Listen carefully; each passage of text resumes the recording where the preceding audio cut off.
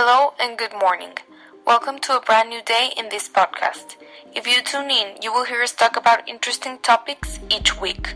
Today, David, Diego, Edmundo, and I, Steffi, will talk about a very interesting topic. We will give you all the information we have on how to survive a bear attack.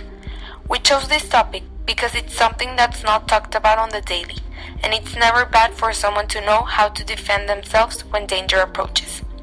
We hope you enjoyed today's segment, since we will be covering everything you possibly need to know. You will learn interesting facts with David and vital information with Edmundo. Finally, we will conclude the topic with Diego. Now, we will proceed to the topic. Thank you. First, we will start with some bear facts.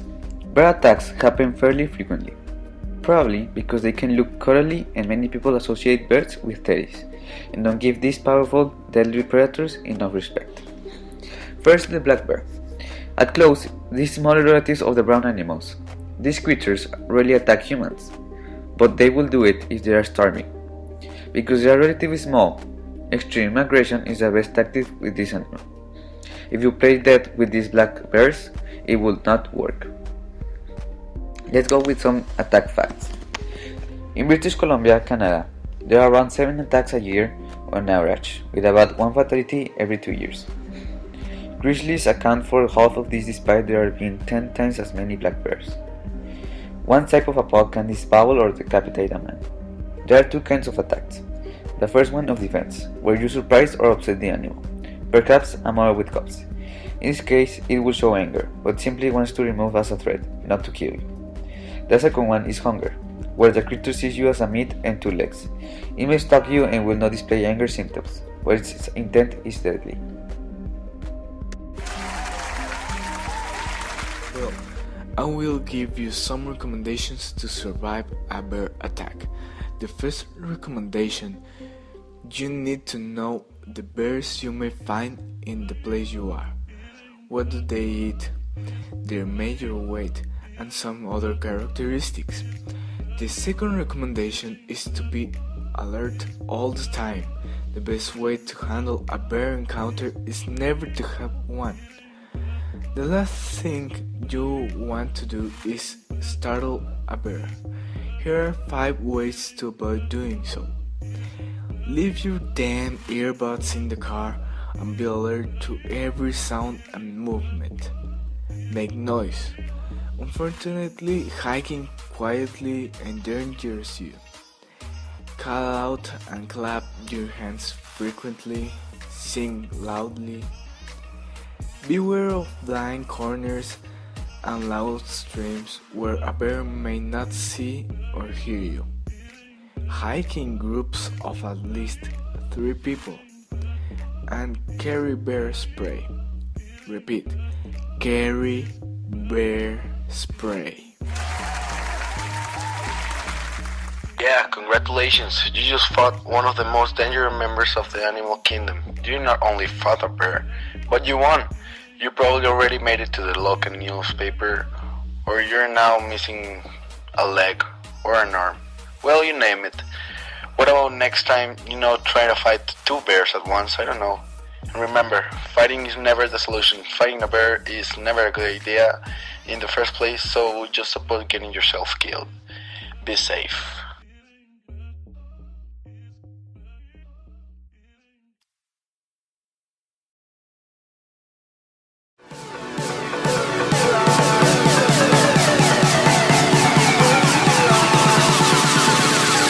But if you close your eyes,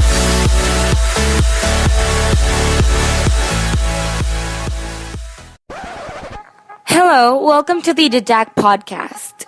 Today we will talk about the 2017 Oscars that was on last week. We will talk about the best movies, the best actors, the best actresses, the best performances, and mainly about the great mistake that was made during the show. We will say and talk about and discuss about how this affects society, how this affects the Hollywood industry, the movie industry, all the actors, directors, and producers, and how this should be changed or kept the same. The podcast announcers today will be Carla Valdez, Daniela Aguirre, Jesus Tamés, and Dana Paula Martinez. First, we're gonna tell you about the winners. Best Makeup and Hairstyling, Suicide Squad. Best Sound Editing, Arrival. Best Supporting Actress, Viola Davis. Best Animated Feature, Zootopia. Best Production Design, La La Land. Best Visual Effects, The Jungle Book. Best Cinematography, La La Land. Best Song, City of Stars, La La Land. Best Actress, Emma Stone, La La Land. La La Land is by far the most nominated movie with 14 nominations, winning 6 of them.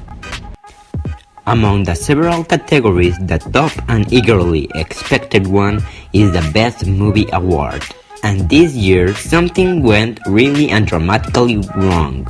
Once the prize was delivered to the supposed winner, some people started to act confused and suddenly a mistake was announced. The winner movie was a different one. Right away, they correct the blunder, but the cause was still unknown. What happened was that in the moment of passing the envelopes to the award presenter guest, the person in charge distributing the envelopes gave a duplicate of the previous award, which was for Best Actors. This is the first time for such an impressive scandal in more than 80 years of Oscars. The accounting and financial organization PricewaterhouseCoopers has been responsible for the counting and safeguarding of the Oscars voting information for the same 80 years, and they had never mistake like this one. These Oscars will be clearly never forgotten.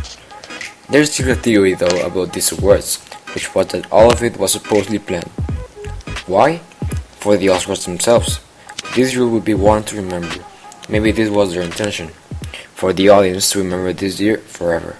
Still, it's just a theory and without evidence. In conclusion, this year, since the last Academy Awards, has been a roller coaster of emotions when it comes to awards and ceremonies. Whether it was Steve Harvey on Miss Universe, Adele on the Grammys, and now this. It's been a wonderful year besides all of this, never to forget. Clearly this year will make history. Sadly, this is all the time we've had for today, folks. Hope you enjoyed the podcast. See you in the next one.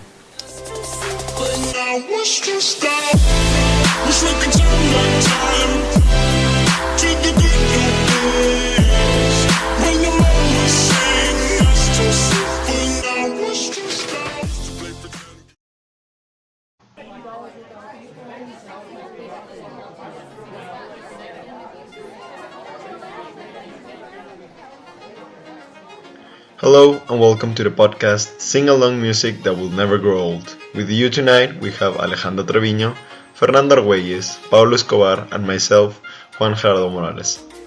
There are plenty of songs out there that doesn't matter where you are now. If you start listening to them, you will slowly start to sing along with the song.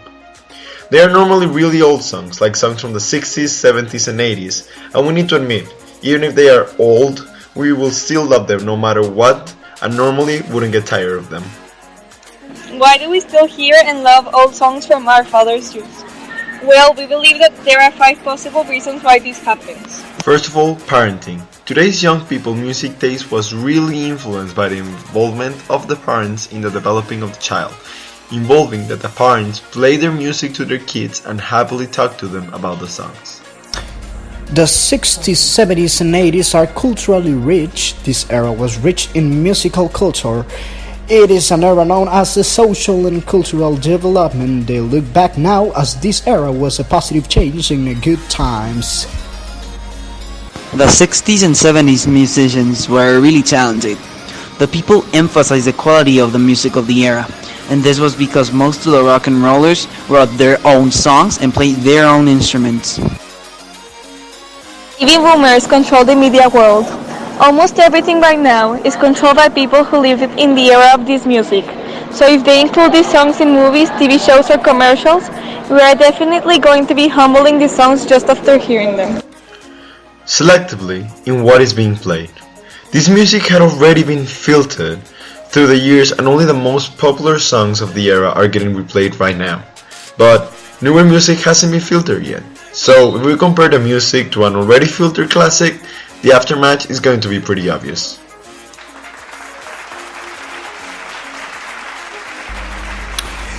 Here we got some of the most popular songs that we still hear and sing along today. Hey Jude by the Beatles. First of all, every song by the Beatles is a classic and your kids should know them by heart. But Hey Jude is especially great. This song topped off the charts in 1968 and spent 9 weeks at number 1 in the US. It's motivational love song, Remember to Let Her Go Into Your Heart, and The Movement You Need Is On Your Shoulders are both sweet lines that make you wanna go get to know Jude.